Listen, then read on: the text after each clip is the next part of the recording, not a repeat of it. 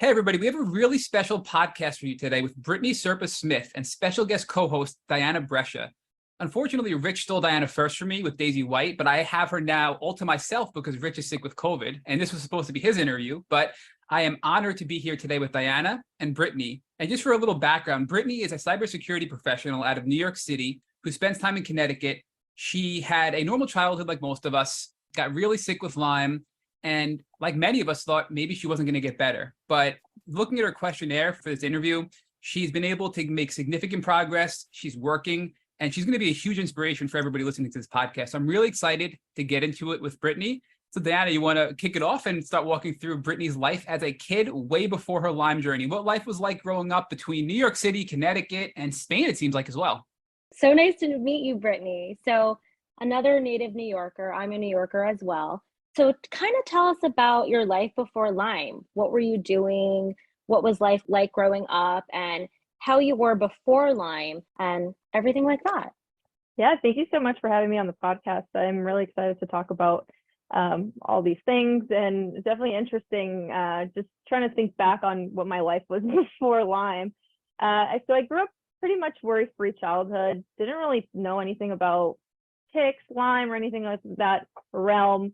I grew up in New York City, so I lived in New York City for 10 years, and then my mom ended up getting remarried, or married, not remarried, and so we moved over to Connecticut, and that's where I like to attribute kind of my health downfall. But once I moved to Connecticut, I was very involved socially, academically. I loved sports. I played basketball and softball. Bit of a troublemaker in between 5th grade to 8th grade, but I think most kids kind of go through that stage in life at some point, right? So that was it for me. And then my sophomore year, I ended up living in Spain for a year. I did a study abroad program, which was amazing. I really do suggest people, or I always recommend that people take that opportunity, whether in high school it's a little rare, but in college definitely. So that was pretty much my childhood before the Lyme. Britney, quick question on that one, because being a New Yorker and being a fellow New Yorker as well, what did you know about Lyme? Because ticks are so prevalent here and Lyme is so prevalent here, yet I didn't know anything about Lyme before I got sick. And then you moved to Connecticut, which is where Lyme was, first discovered by Polly Murray. And just today land of the ticks, as I say, land of the ticks. It is certainly the land of the ticks. I mean, Dr. Alan McDonald, who was friends with Polly Murray, who's the one who discovered this pattern of this arthritis and this inflammation in the joints, he described it as they were just all these kids that were in wheelchairs or crutches waiting on the school bus line to get on the school bus.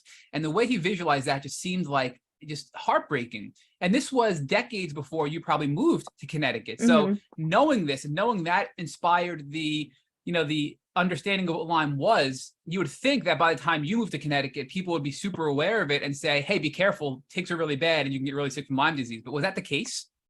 No, I honestly, when I was diagnosed was probably when I found out what Lyme was. I had no idea what ticks were, to be quite honest. It wasn't something that you talked about in New York City. I mean, now, whenever I can advocate and tell people that, be careful when you're walking on any patch of grass, because you never know if there's a tick, just because now it's all over. And, it's not just in the US, it's in Europe, it's in South America, it's all over the place. So prior to moving to Connecticut, I had no idea. And even when I was in Connecticut, it wasn't really a thought. I think maybe I knew what a tick was, but I didn't know the extent of how bad it could really affect the person's health. Yeah, for sure. And how old were you when you first got sick? I was around 17. So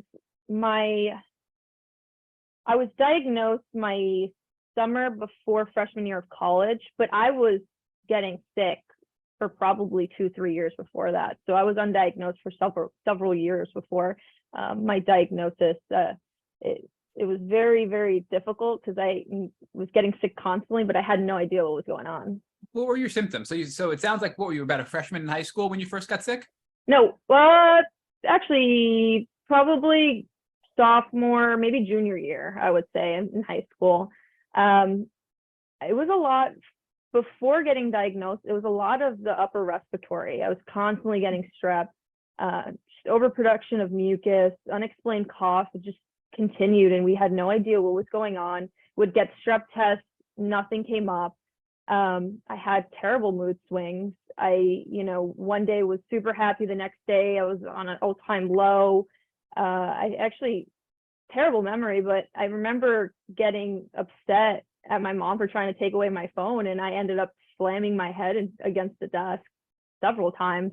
And it's unexplained, because what child does that? There has to be an underlying reason for that. You don't just go and slam your head onto a desk. But of course the fatigue was there.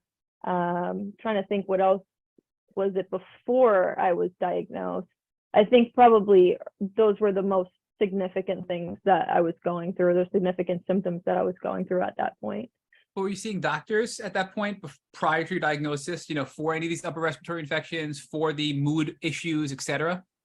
No, I think I was just going to my general doctor. I think I had seen a pediatrician, if I'm not mistaken, and that woman was very dismissive. So we didn't really think much of it. We thought, oh, Britney, gets sick once in a while. She gets a cold, or she gets whatever else there is out there, but it'll go away.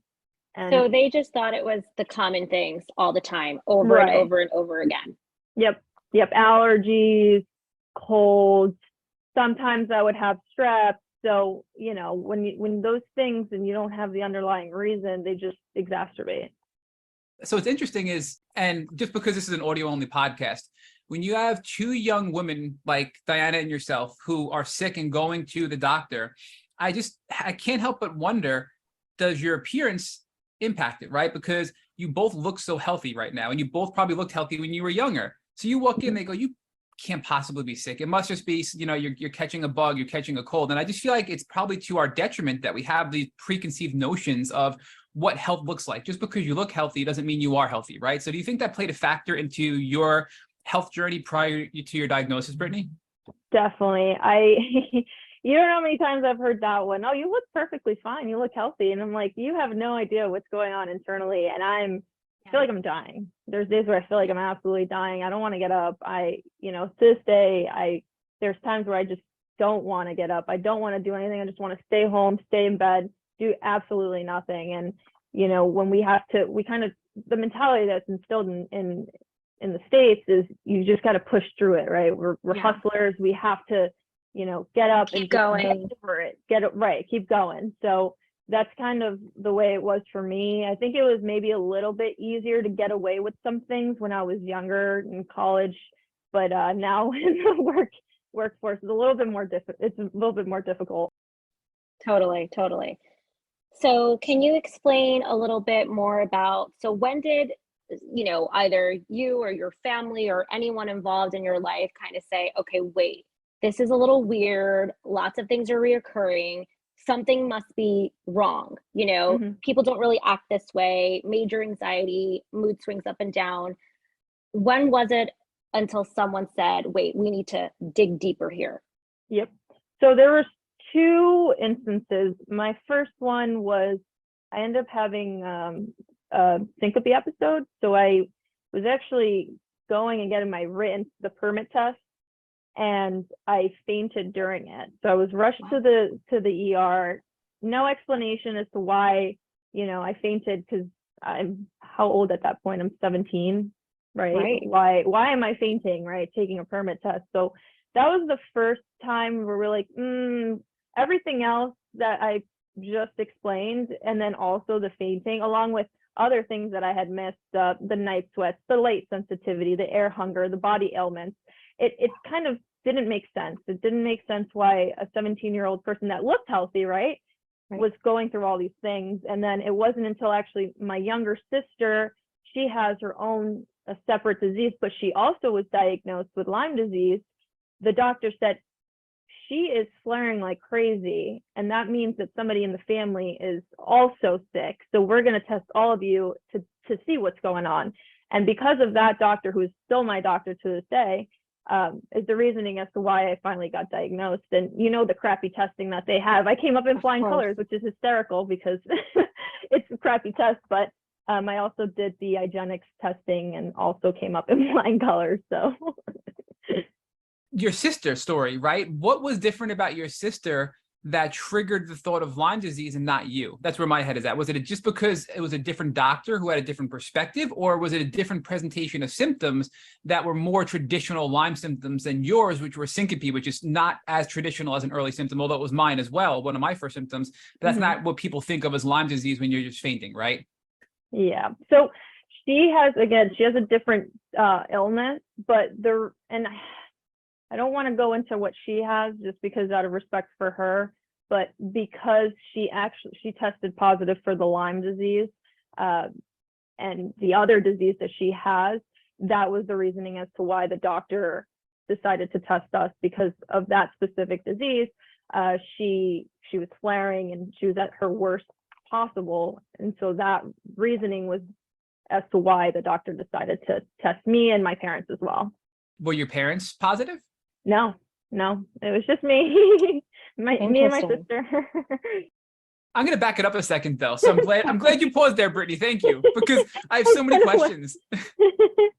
So when you got your diagnosis through your sister's doctor, and then you backed it up with an IGeneX test, were there other tick-borne infections in addition to Lyme disease that you were diagnosed with? Yes. So rickettsia, mycoplasma pneumonia, typhus, babesia, and then later on I was diagnosed with rickettsia and Bartonella. And was this doctor a Lyme litter doctor, or was this just a regular general care? It was a Lyme litter doctor. Okay. And then I had also seen Dr. Ray Charles Jones. When you first got sick, just describe for us before you began treatment, did your symptoms worsen, and were there any new symptoms that you haven't mentioned yet before you started treating? From what I recall, when I started taking antibiotics, they always say you feel worse before you feel better. And I can remember my symptoms just feeling like they were the absolute death of me. But I did end up getting some additional symptoms. Back in 2014, I had flu-like symptoms, so fevers, chills, the body ailments, headache, neck stiffness, discoloration of my skin. Neuropathy has been one that's kind of stuck, and I can kind of touch back on that in a bit. Personality issues,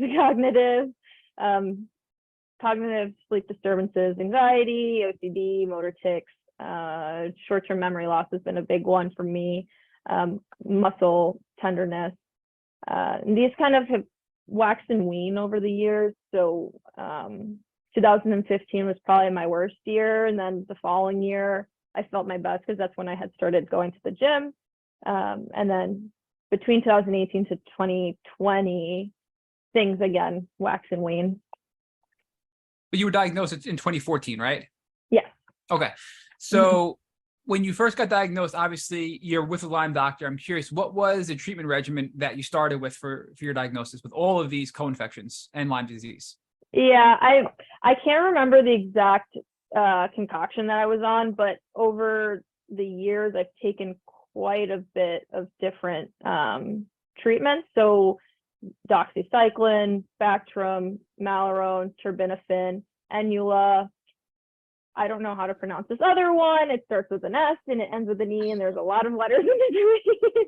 Sulfamethoxyazole. That was not accurate. It's a long one.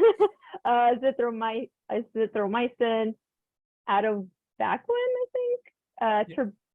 Terbinafine I already mentioned, rifampin, clarithromycin, and Enhansa. So those were some of the treatments that I did. I tried to do some, what was it? Are those all antibiotics that you just described, or are they just, there was a lot of words there, and some of them I've never heard before? Yeah, most of them are antibiotics. Yeah. An herbal route, holistic route at all? I tried, and quite honestly, I didn't have the best experience with it. I think what worked best for me, because everybody's different, everybody goes through, finding what works best for them, but working on my my food intake and really focusing on, what I should be and shouldn't be eating really helped. And then also making sure I was taking my probiotics, because if it wasn't for that, I don't think I'd be doing well. But I did try the holistic route, and it may have been just the person that I had seen wasn't the person for me.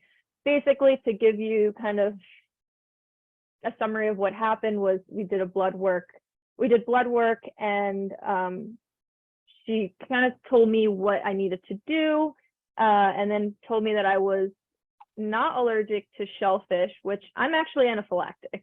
So, oh, wow. Yeah, I'll die if I eat shellfish. So that for me was a little kind of treading waters right there. And then what was not prescribed, because it was a lot of just, it was vitamins. So I think it was, and I hate to say it, some people really, it's the financial gain of things and the greed. And for me, I just didn't think this person was trying to help me. Yeah, for sure. It's definitely trial and error, like all of it. Yeah. Right. And definitely. there's been doctors, the same thing, who don't want to help, or they don't believe. Yeah. And I believe you need to definitely have a connection with your doctor, like for sure. Definitely. I've been through it myself, so I get it. And what about one more thing. Honestly, my doctor has been good with helping me with, he's given me suggestions for holistic things to do, not necessarily, yes, the antibiotics, and obviously antibiotics is not good for you especially if you're taking them long term. And for me, I had taken them for quite a long time. I think the longest was maybe up to a year, and then I would go off of it for a bit to then, it just took a while. But he definitely helped me with trying to figure what's best for me. So I definitely have to say, and you have to do what's best for you at the end of the day, whatever works for you. What about any physical activity? Do you do yoga? Do you do meditation? Do you lift weights? Anything to kind of incorporate, for your healing process? Yeah, the biggest thing has been weightlifting for me. Especially this year. This year has been one of my best years, and I feel great. My body isn't doing the best that it could be doing, but I do feel great in the sense that weightlifting has really helped me not only physically, mentally and emotionally, but it has helped me with really focusing on my diet. Diet has been such an important thing for me. I dived into that this year myself. It has changed my mind, my body in ways I couldn't even imagine. So totally agree with you. Yeah. Can I ask a question about this real quick? I'm sorry to interrupt, but so this is really interesting, because even pre-Lyme, I always hated weightlifting. I always hated, muscle building. I was always a runner. I was always a cardio guy, right? And then when I first got sick, I had trouble doing the cardio because of all of the inflammation and the autoimmune, triggers. I would go for a walk and I'd be in pain for a week. And I'm finally in a place where I can now do the, cardio again and really get that benefit both physically and mentally, to be honest. But talk to us about I guess the first question I have for you, Britney, is did you have any of those types of barriers where you tried to do workouts and you simply couldn't because of the state of your health? And secondly, why are you choosing weightlifting versus cardio for your physical and emotional health? Yeah, definitely. So I'll answer the second question first. I actually have started introducing cardio into my weightlifting, my overall gym endeavors. What's the word that I'm looking for? Routine. Words can't remember them sometimes. So I started introducing cardio. I started running. I did a 5K probably last month, and it's kind of interesting. I was always a fast runner growing up, but I hated it just because I used to cramp a lot. But it just is wow. It's like euphoric, because you're just in this state of mind where it's almost zen and peaceful, and you're just focusing on one foot over the other and nothing else. And honestly, I really do want to try to run a little bit more, because my focus has been 4 to 5 times in the gym. I'm usually in the gym 4 to 5 times a week, days a week. So that the cardio definitely has been interesting for me, and I'm really happy that I started it. But the weightlifting, and I'm sorry, what was the question that you had asked for the, I should have answered the Oh, first that's okay. one. I should never ask a 2-part question. That's my fault. So with the weightlifting, because, and it's really a personal intrigue question here as well that I think a lot of listeners will benefit from, is I never enjoyed weightlifting, even before I was sick. And now that I'm able to do more exercise, I still have just a tendency to focus on cardio. So what benefits are you seeing from weightlifting that have helped alleviate some of your physical symptoms and also helped you from an emotional, stance as well? Because I think it's interesting that you're focusing more on the weightlifting than, obviously you're doing cardio, but you mentioned, weightlifting, as your primary focus initially. So what are the benefits you're seeing physically and emotionally from the weightlifting side of things? I mean, obviously physically I can see improvements, but I think what's important to mention is that when I've always been very small and petite, but with the Lyme, I did go at one point, I gained weight, but for the most part, I was really, I looked, I don't want to say malnourished, but to the point where I just couldn't look at myself in the mirror, because I almost disgusted because I couldn't gain weight. And I've always had a hard time gaining weight, but with the Lyme, it was definitely even harder. So for me, weightlifting and going to the gym and really just trying to add on muscle has been such a big importance in my life. And I think maybe the way I think of it is because I went through those things in the past with my Lyme and how I felt my body image. Now fast forward, where I do feel better in the sense of I'm not at that as sick as I was in the past, but it really has helped me. And I think now that I'm not sure if I have, if I was rebit, or I'm not sure what's going on right now, but I feel the best that I have felt in a long time.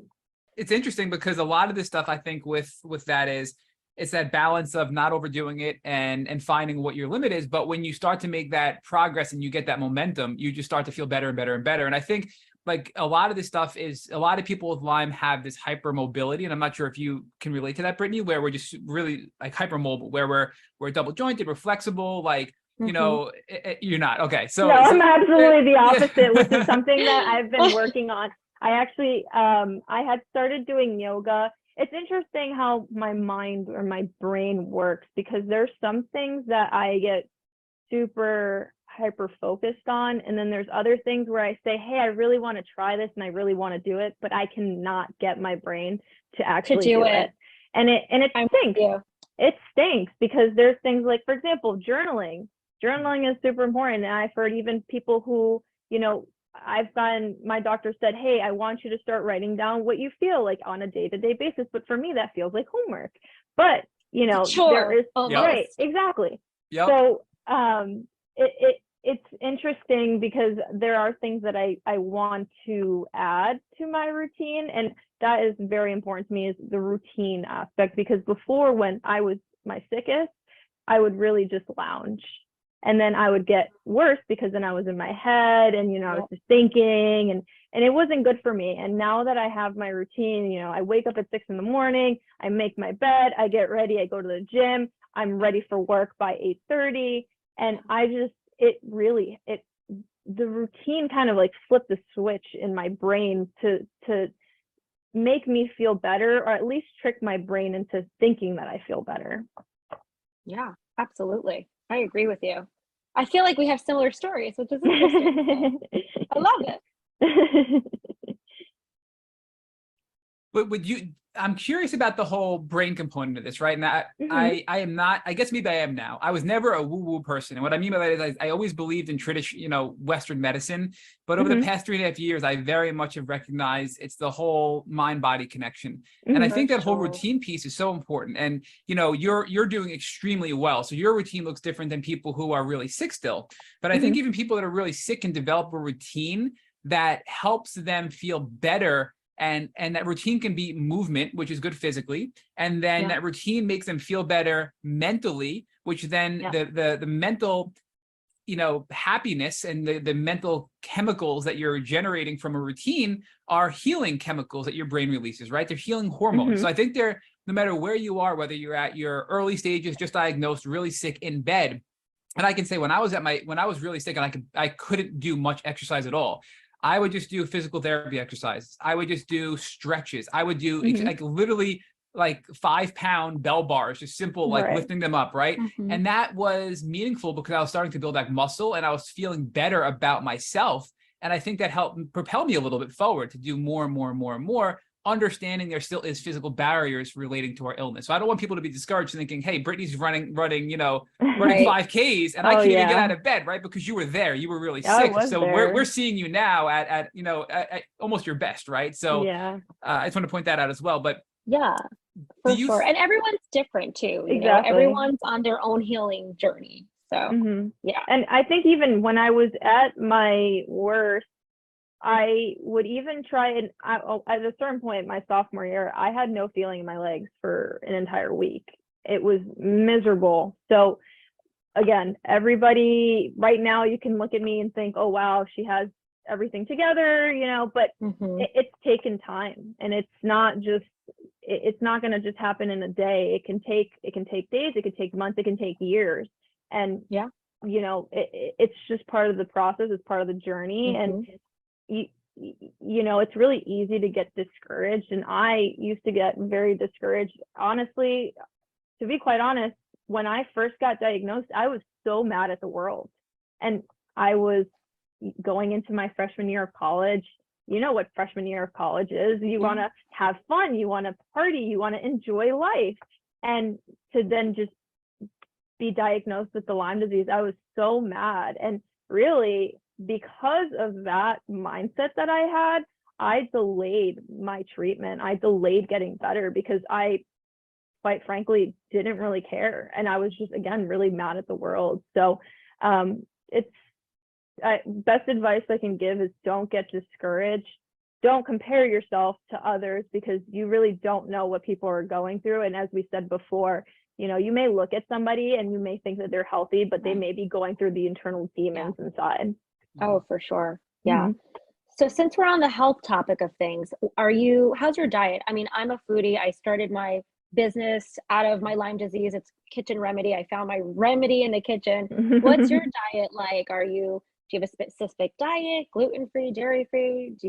What are you eating these days? So I guess let me start back to when I first started. And I really had started in the gym my junior year of college, but then I kind of let it go. So it wasn't until this year. But my diet then was I removed gluten, dairy, and sugar from my diet. Now I'm a little bit more lenient. I do definitely am pretty strict with the no sugar rule. What about natural sugar? Is it just natural processed or real sugar? No, just artificial processed sugar is a no. And because I had parasites, really that's what they crave or that's what they want. That was the big component of me just knocking out sugar. And I do a lot better. I don't drink caffeine. I don't drink sugar, or I don't eat sugar. I've been trying to do the gluten again. And then dairy's been pretty low, honestly. So I try to really keep myself from being, I want to be strict with myself as much as possible. But again, you can't follow it to a T. You have to enjoy your life as well, right? So you have to be realistic, right? Yeah, exactly. The weekends is for me to really enjoy myself, but that has been very helpful for me, especially with the gym component and wanting to try to gain weight.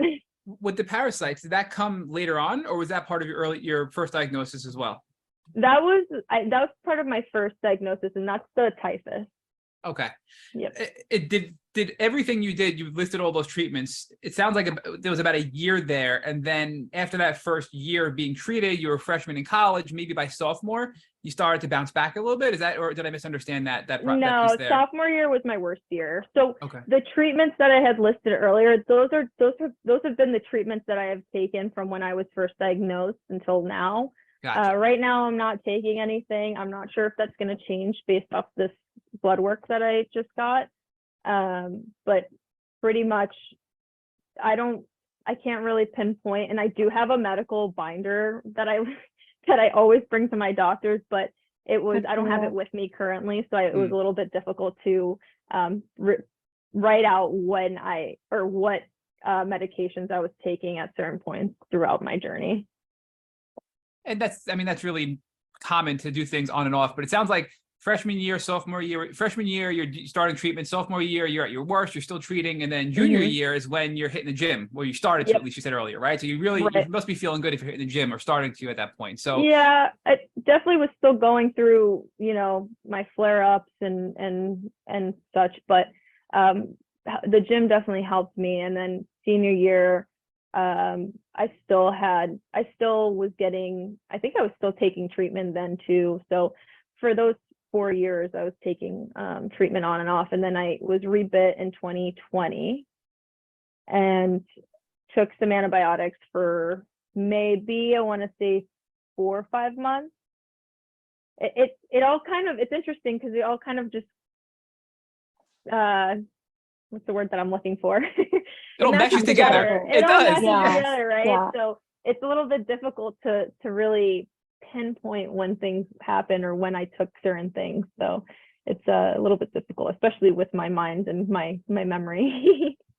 So you would say this is what? How long of a time frame? Like a 7-8 year time frame of everything going on from like initial weird things started happening till present day today?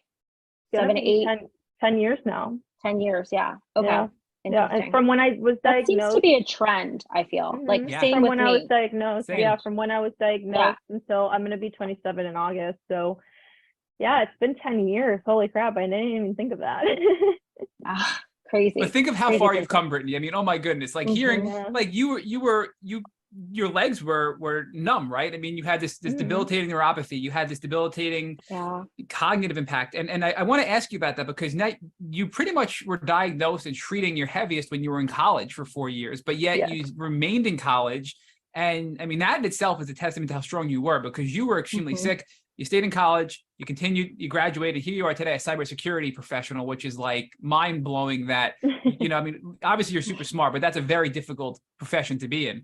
So when you were in college, talk to us about the social impacts your illness had on you, because we know that the whole personality side of things and the cognitive side of things. So you're not on your game intellectually because you have brain fog, you feel insecure because you're not as sharp as you used to be. Then you have the personality side of things, which is you can have Lyme rage, you can have this anger, you can have this ranging of emotions, really happy, really sad, really hard to be around from a personality standpoint. And then you're really sick physically as well, and you have this neuropathy, and you have all these confusing symptoms.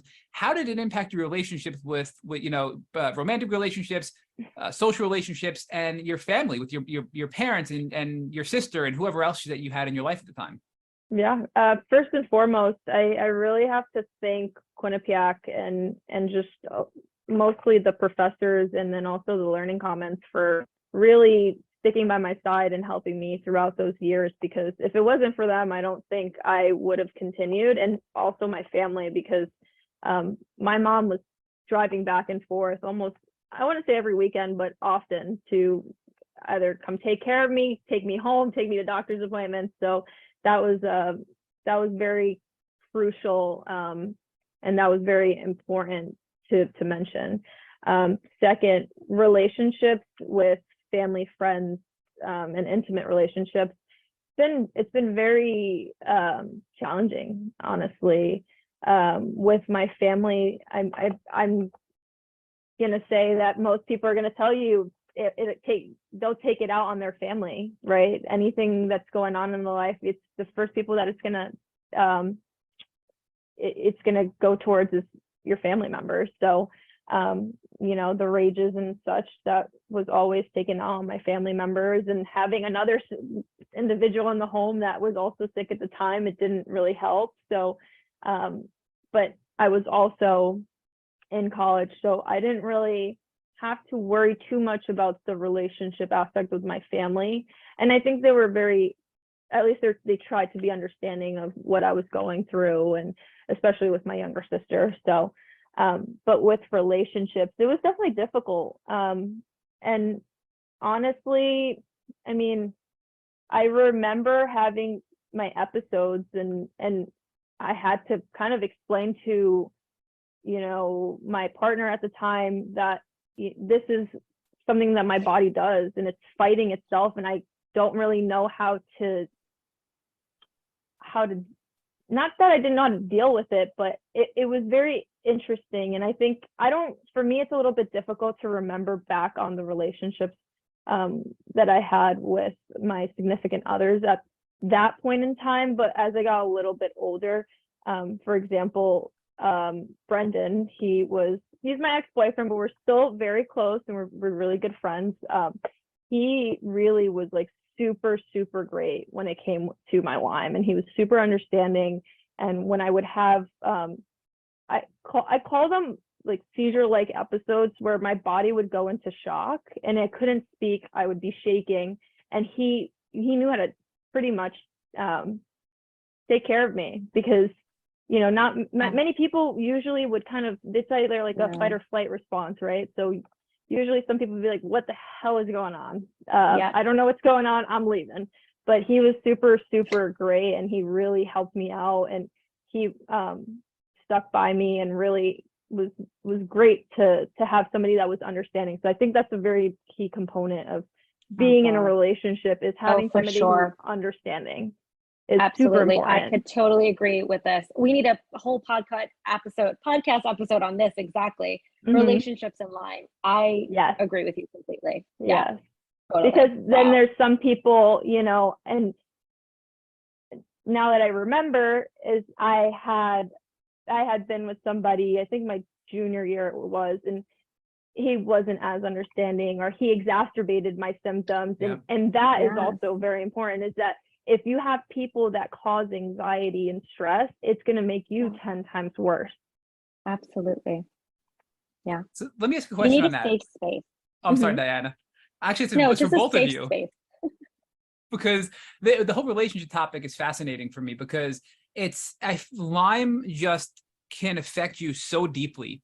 And I think it can make you extremely insecure, and it can make you almost, I'll say, accept things you shouldn't accept in romantic relationships, right? So it sounds like, Britney, you worked on that. Were you in therapy? What helped you be so strong and emotional to say, hey, I know I deserve love, and I'm gonna engage in relationships, and if they're not serving me, I'm gonna move on and find somebody who does serve me. Like, I think, was it Steve? Is that what you said? What was his name? Brendan. I'm sorry, because Brendan seemed like an amazing guy, and I'm glad you're still friends with him. You need more Brendans in your life, right? So how did you need Brendan. Yes. Where do I find a Brendan? Oh yeah, he's awesome. But I was going to ask too. So, like Matt just said, do you have any spiritual practices? Like, what keeps you in that positive headspace?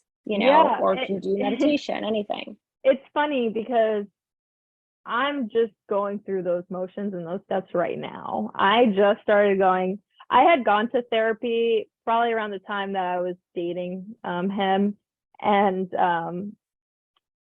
I just remember my mind just being all over the place, and I was insecure, and the body dysmorphia, and then having all the Lyme symptoms as well. I was all over the place, but not that I didn't take it seriously. I think now I, recently went through I don't want to call it a relationship, but I went through a bad relationship. And so, I went through a bad relationship, and it kind of set in stone that I really needed to take care of myself. Because you can have an amazing person in your life, but if you're not in tune with yourself and you're not happy with yourself, it is very difficult to bring somebody else into that journey, especially if you have any type of illness, right? So for me, I really just started with this probably several months ago, so 3 months ago, and just learning what I need to do in order to be my healthiest and in the right mental headspace. Good for you. Yeah, Exactly. like be good for you. So are you Exactly. talking about therapy or like a spiritual practice or both? Because I feel like Therapy. also, okay, therapy, yeah, that's great. Yeah. Mm-hmm. Yep, therapy has been great. I'm very happy that I'm doing it, and I'm going in with really just laying it all out there, because in the past I kind of refrain or not talk about certain things, but that's the whole point of therapy, is Let it out, girl. letting it You out, have to right? let it out. Yeah. So definitely. there's definitely things that I've started talking about, and I'm 27, or gonna be 27, so it's not easy. I will not say to you that it's easy. It's a process and it's a journey, just like going through the Lyme. But once you start, taking those baby steps, you're going to be off and running after, some time. Exactly. Give us some tips though, right? Like what are you learning that's helping you identify your self-worth and improve yourself so you're able to better receive good people in your life? Yeah, I think values is a very, very crucial thing right now. Learning what my values are, and then also learning what the values I would want in, my next partner. But right now I'm really focusing on myself and my healing journey, and not just, what's internal, but everything as a whole. Because for me, I've just neglected my mental headspace for a long time, and definitely the Lyme affected that part of the journey, and I kind of just put it to the side. But really, really focusing on that, just figuring out exactly what my values are, what makes me happy, my non-negotiables. That is the most important thing for me right now. I love that. So let's circle back to your health, right? So you're in college and you're a junior, you do well, you start to make some progress. And it sounds like, so again, freshman year, sophomore year was your worst. You're a junior, you're doing better, you're continuing to treat. And then you said in 2020, you were reinfected. So in 2020, were you out of college? Did you graduate at that point? I already graduated. I graduated in 2018. In 2020, I was in my master's program, actually. So I feel like every time I've been, getting some type of degree, I'm usually sick. So, but what happened before the reinfection and the rest of your college career? So we don't miss that part of your journey, right? So your senior year, you were doing well. Your junior year, did your health continue to improve overall with some bumps in the road up until the reinfection, or was there some other parts of your journey that we need to touch on before we move on to your reinfection? No, I had a lot of still, you have the symptoms that are still there, that linger. At that point, between 2020 and 2022, my goal for me was to pay off my student loan. So I was bartending, which, think about my symptoms, and my main symptoms were the fatigue and then the muscle pains. So I was constantly on my 2 feet, and I had, to stand pretty much all day. But I think my mindset is just, you're tough, you have to power through it. And it's not the best way to be. I don't think it's, you shouldn't have to think that way. But for me, that's just kind of how I am as an individual, and kind of how I grew up, is just be tough. Pushing through. Yeah, but I remember I would call my mom crying. I'm hurting so much right now, Mom. I just want to go home. I need something. I need Advil. I don't feel good. I want to go to sleep. I'm tired. Why am I doing this to myself? And I would go back and forth. Is this really, what I should be doing? Does it make sense? It was a battle. It was definitely a battle. It wasn't as bad from when I was in college, but I remember the back pains being excruciating. It was awful. How is your Lyme doc responding to this, right? Because you're still seeing the same Lyme doctor, and you're having these severe flare-ups when you're pushing yourself and you're bartending and you're on your feet. Was he changing up your treatment protocol to try to respond to this, and it just wasn't working as well as you wanted it to? Yeah, I think at that point, so the mycoplasma for me has kind of just lingered. So I would go on the antibiotics and then go off of them for some time just to see if was feeling better. Also, you don't want to be on antibiotics for that long. I think that was the primary reason as to why I was feeling that way. But I can't really recall at that point. I know I was going to the doctor, and I think I was going and getting blood work, but nothing for the Lyme was showing up. So I think it was more so like, oh, you're low on these certain vitamins. You need to start, eating a little bit more to target those certain vitamin groups, or taking vitamin supplements. So did you believe it at the time? Because it sounds like to me, as a third party, I'm a little skeptical of that response. Seems a little shady to me, almost like dismissive of, we don't know what's going on, so it's just your vitamins, when really there's probably something else bubbling up from underneath. Again, I don't really recall at that point. For me, again, the memory is a little hazy. I may have been on antibiotics for something, but I can't recall at the moment. So you're just basically fighting through life. You're in now getting your master's degree, and you're reinfected, right? Is that what you said earlier? So circling back to that, did you finally take biting you? How did you know you were reinfected? No. I haven't found any bullseye since 2014 or before then. So I have had absolutely no idea when I've gotten bit. So it's pretty interesting. I wish I would get the bullseye, because then obviously, we all wish we would get the bullseye right away, or not even get bit, to be quite honest. Yep. But yeah. So you just assumed that you were reinfected because probably flare-ups and whatnot, or? Yes, I completely missed the question. The flare-ups started again, and they were a lot worse. And I think it was, I can't remember the exact timeline. Let me see. I didn't even write it down. But well, I mean, it sounds like your symptoms were creeping back until it finally hit you and your doctor that something's going on. I think I've been reinfected, right? And then you probably followed up with some additional testing, which resulted in some sort of positive something, right? Is that right. What happened? Yep. What popped positive when you retested based on all these clues that you were seeing in your declining health? I do not remember the exact thing that was. I think it might have been alopecia and Bartonella, but I can't remember. Again, it is. I really give props to the people that come on the podcast and remember everything, or try to remember everything in the time frames. But Brittany, it is really hard. Nobody remembers everything. Nobody, not one single person. It's so hard. Stop being hard on yourself. Hard. But that's just how I am. I have to make an observation, and we're very honest in this podcast, and I know you are in a very good place to receive this. So I just want to say, I applaud your go, fight through it attitude, but I think that attitude and working through the pain and bartending and being in a place that may have been filled with smoke, may have been keeping you up late when you should be sleeping, putting stress on you emotionally and physically, was weakening your immune system and making your body more susceptible to either A, a relapse, or B, a reinfection, which probably both occurred, right? And I think you're looking back and realizing, like, hey, whether you're sick or not, having a balanced lifestyle will help you maintain health, whether you're sick or not. And I think that's kind of what you're going to, and I'm seeing that. It is. So many of us that are on this podcast are the go, fight people. And that's why we get so sick and end up in the places we're in, right? And is that what you see in yourself?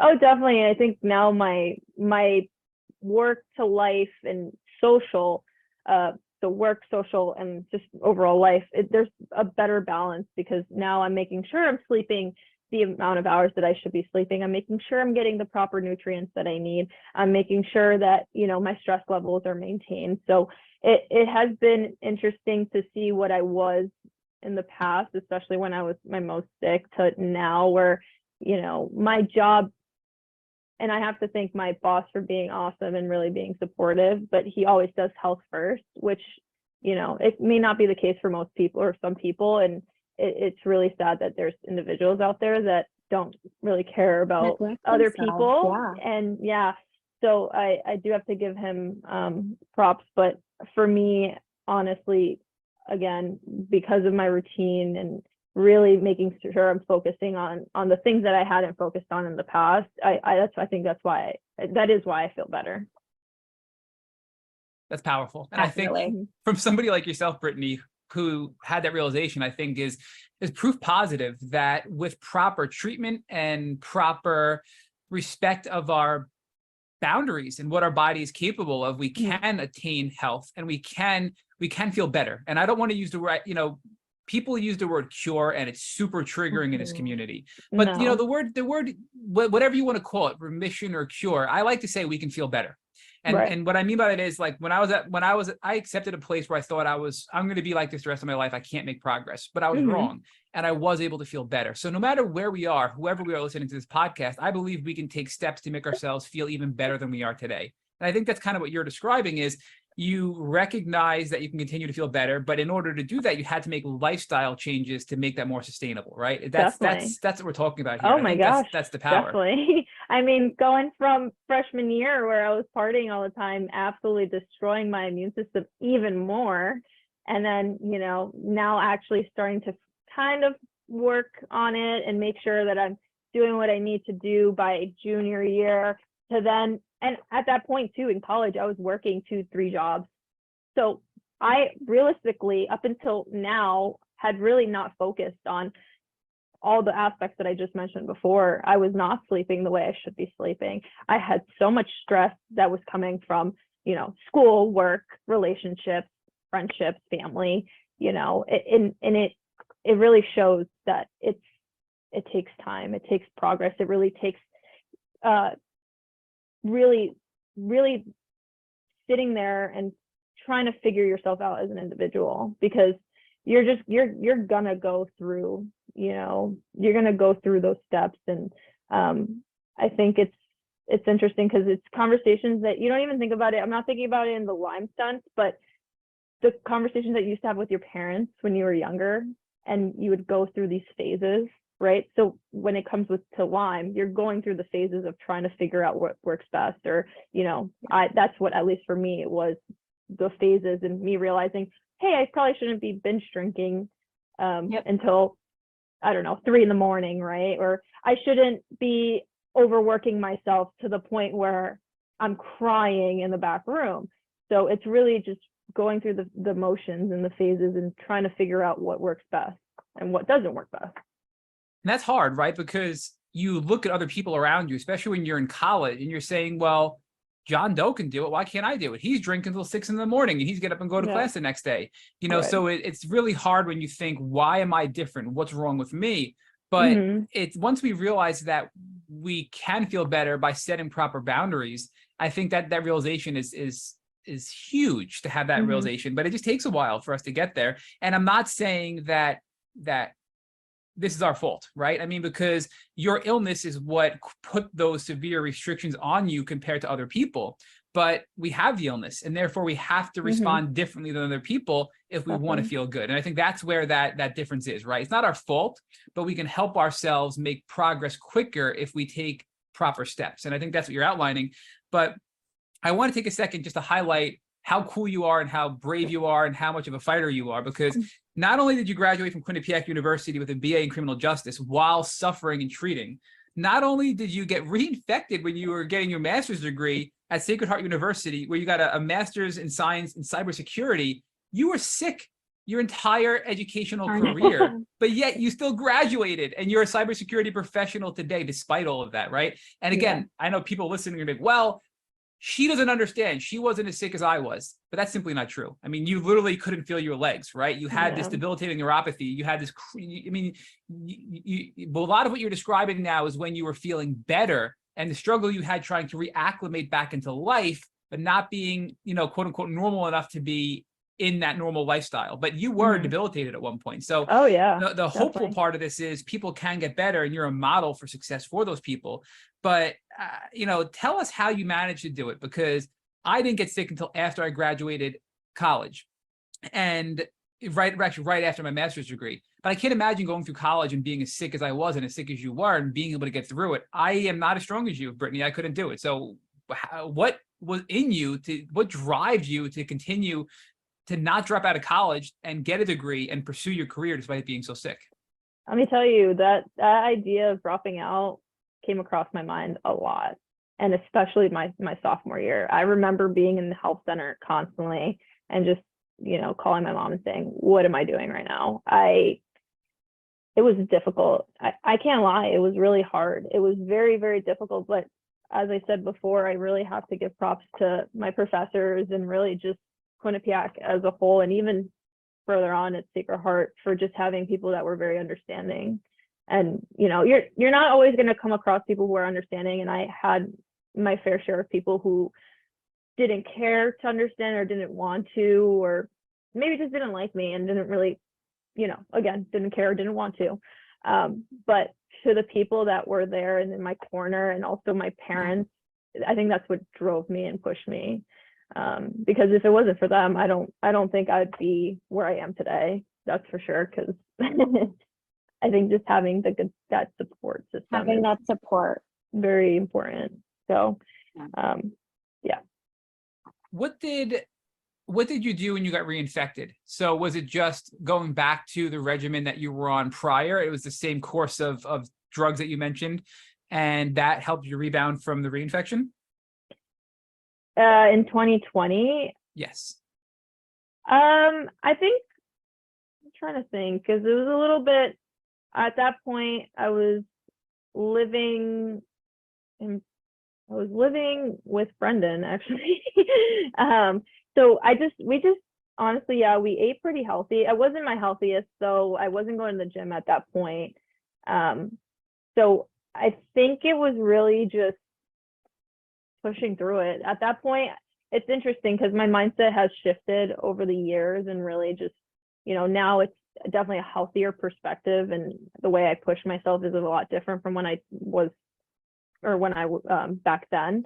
But when I got reinfected, I wasn't my healthiest all around, because I wasn't my sickest, but I wasn't my healthiest. So but were you treating with your Lyme doctor still, even though you were doing those lifestyle and diet and other things? You were treating with your doctor, and he was giving you drugs specific to whatever popped positive on your reinfection test, correct? Correct. Yeah, and that was, I believe it was the Rickettsia and Bartonella. Yeah, and knowing, I mean, look, the fact that you tested positive for all these things, who knows what else you had? Because we know there's so many different strains of all these different diseases, from European strains to Lyme alone in the US has a wide variety of strains. So I can't even imagine what else your body was fighting at the time. But I do want to ask, right? So we just finished our Lyme hackathon a couple of weeks ago, and people love hearing tips and tricks. So if you had to reflect back on your entire Lyme journey, what is something, whether it be a therapy tip, whether it be a hack as far as a drug or a tool to help alleviate symptoms, what would be the one thing or things that helped you the most that you can share with our listeners that are going through a Lyme journey? Yeah, I have a few. So just based off of what I previously mentioned, I think staying on top of your treatment, whatever your regimen is, to stay on top of that. Really don't neglect it. Try to make sure that, if whatever you're doing or taking, make sure you're on top of it, because it will delay your treatment.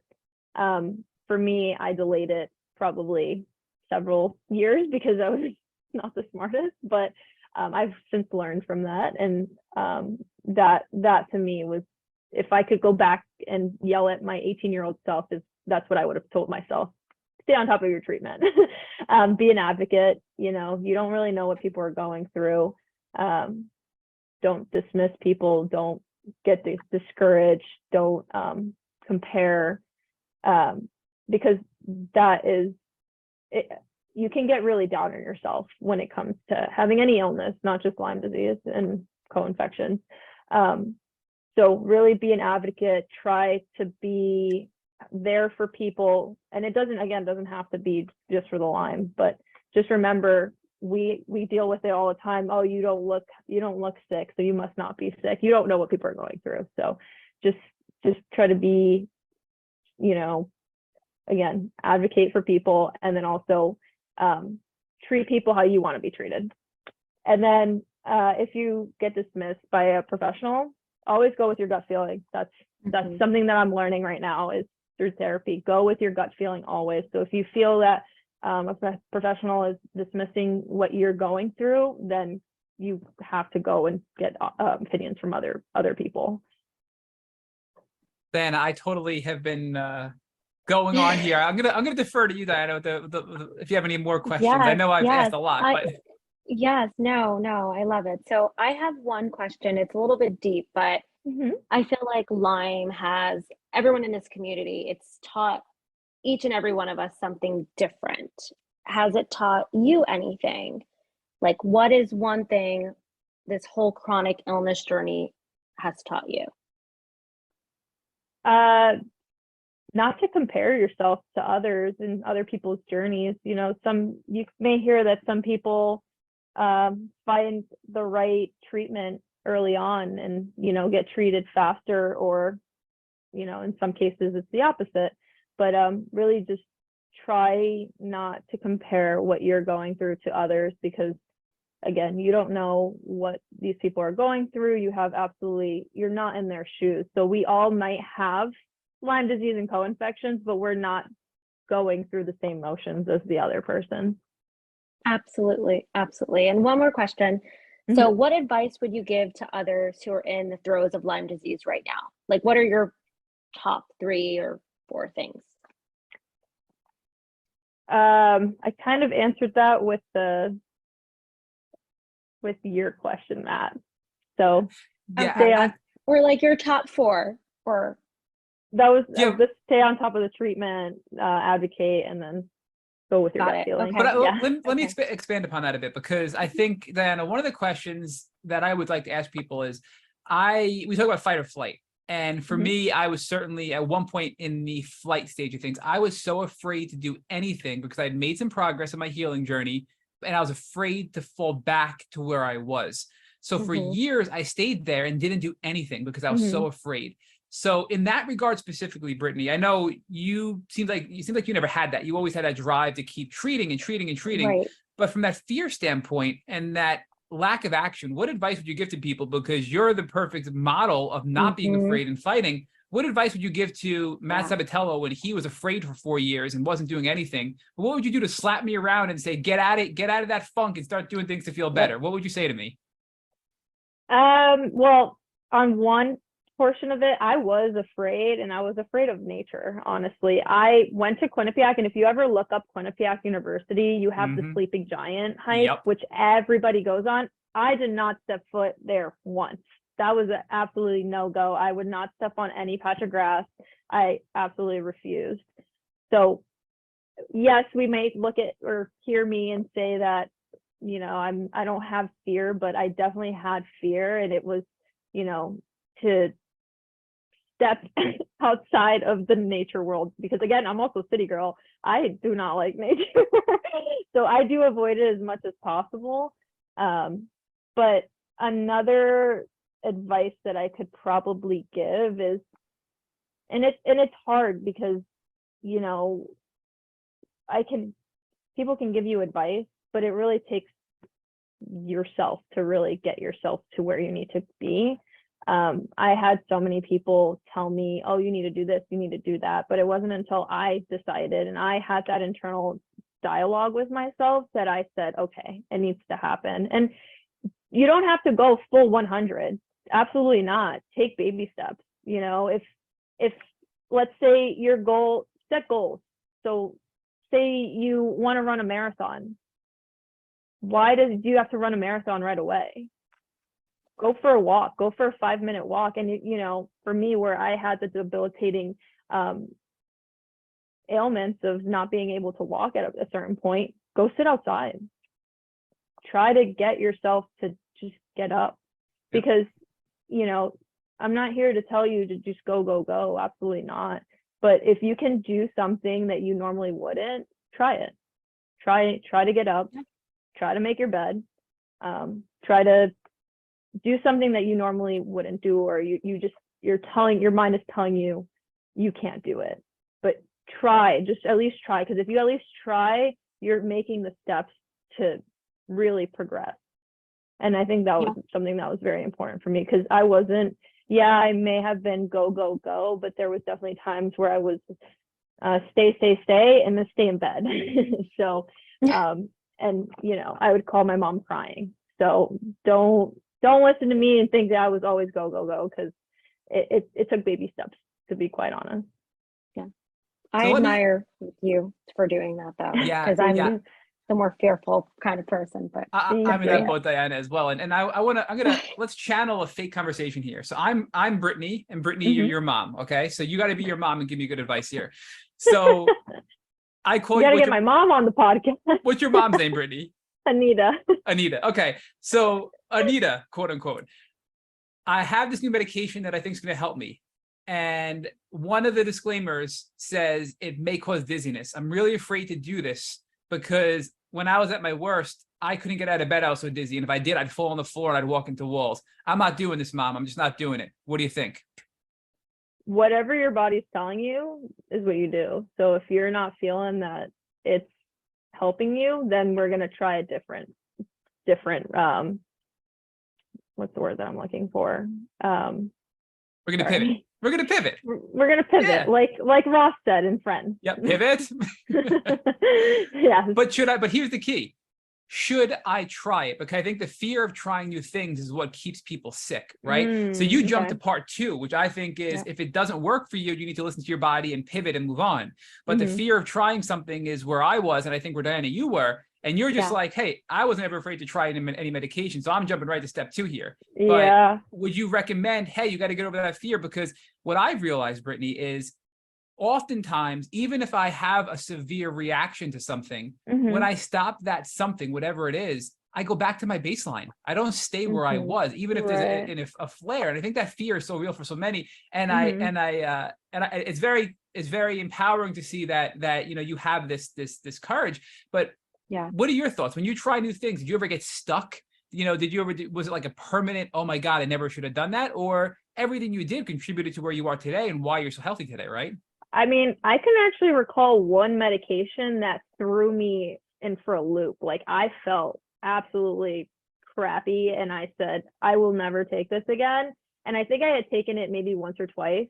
And that for it to affect me like the way it did, I felt like I was on hallucinogens. Like I felt like everything was going super slow and I was losing it. Like I was absolutely losing it. It was rifampin. And for me, that fear was now it's embedded into my brain where some of these antibiotics that I've taken, I'm like, but it causes this. So I don't want to take it. I don't want to take it again. And honestly, I hate going to the doctors. I hate having to go back and say, go through the motions and potentially, have to go back on antibiotics because I do not like taking antibiotics. I think, again, as I mentioned earlier, I think it gets worse before it gets better. And I've gone through horrible symptoms from the antibiotics that to this day I get scared of having to go back on it.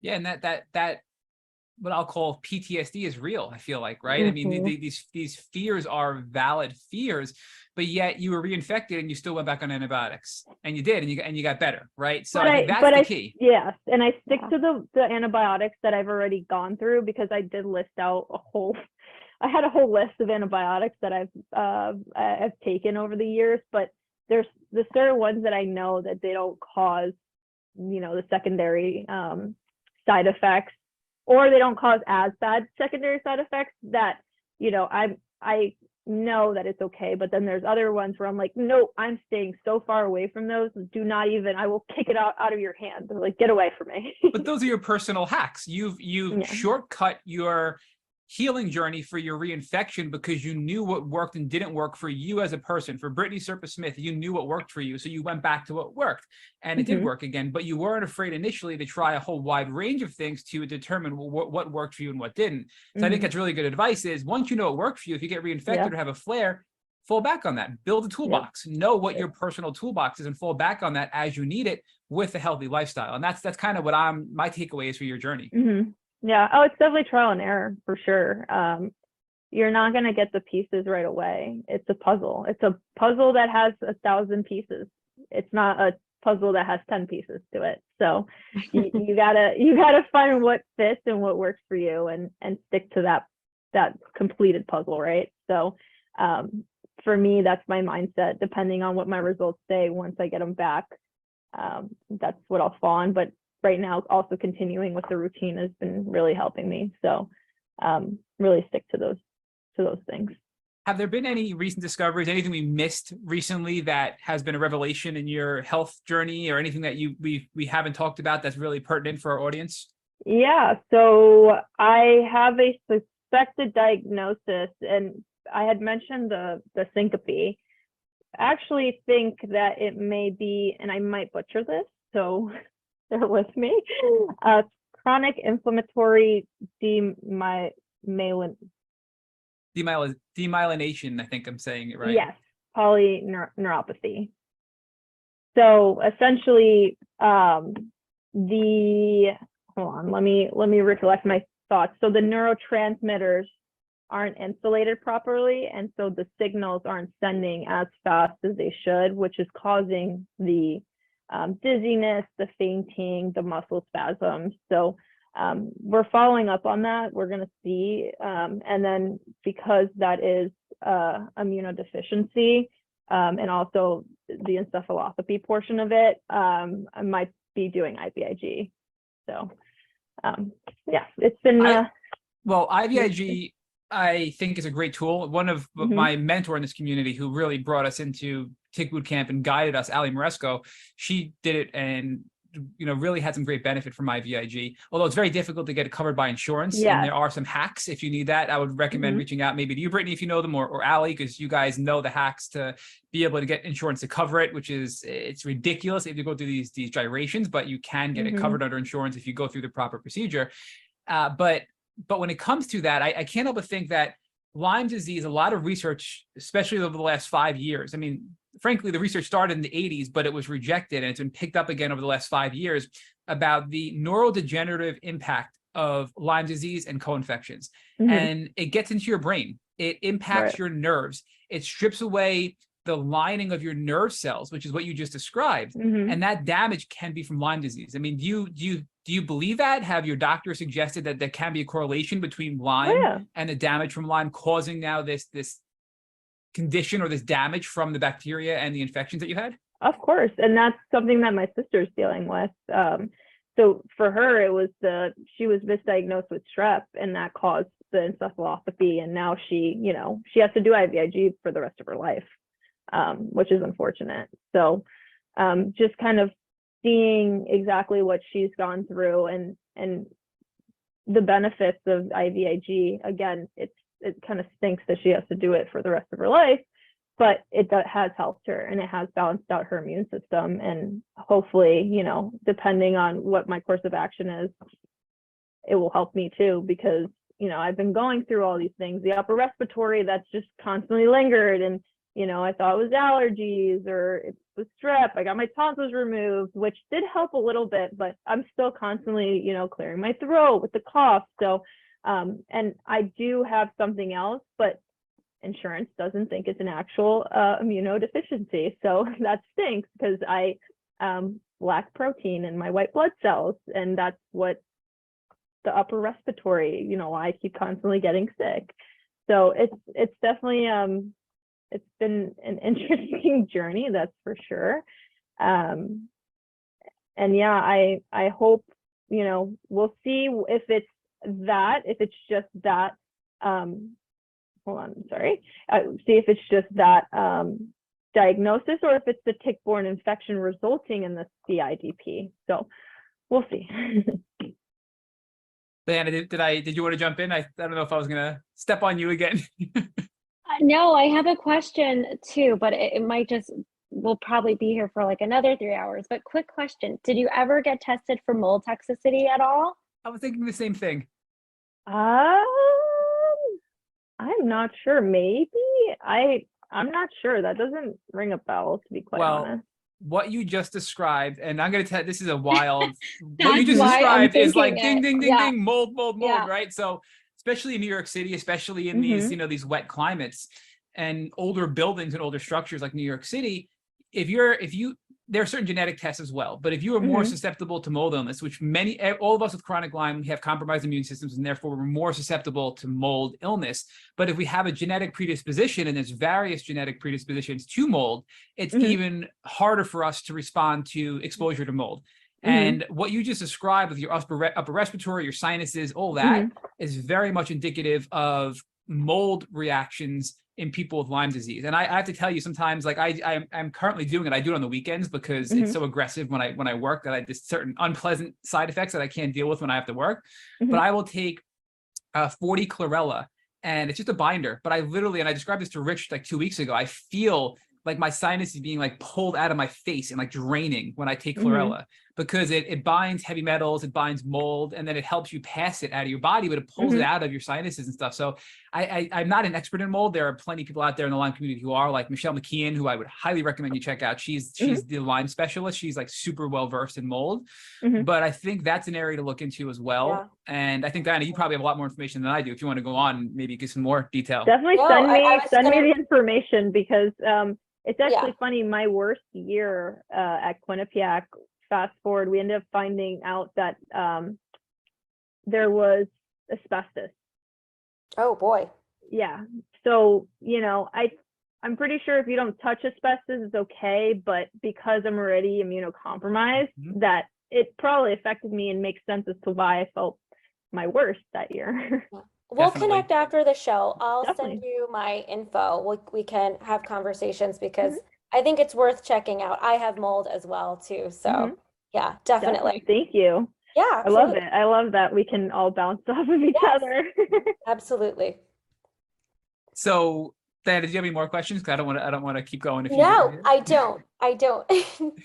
So I did, and then my brain got distracted talking about Lyme brain, but there were several other questions I had. So what was it? We're talking about that, your current symptoms, and so I wanted to tie it back to, we talked about Polly Murray, right? Who was, are you familiar with Britney? She's the mom, right, who discovered the pattern we talked about earlier of all the young children in Lyme, Connecticut, who forced the hand of all the government agencies to come in and do the study, and that's where Willie Bergdorfer got involved and started dragging ticks on Long Island, and the whole thing back in the 70s.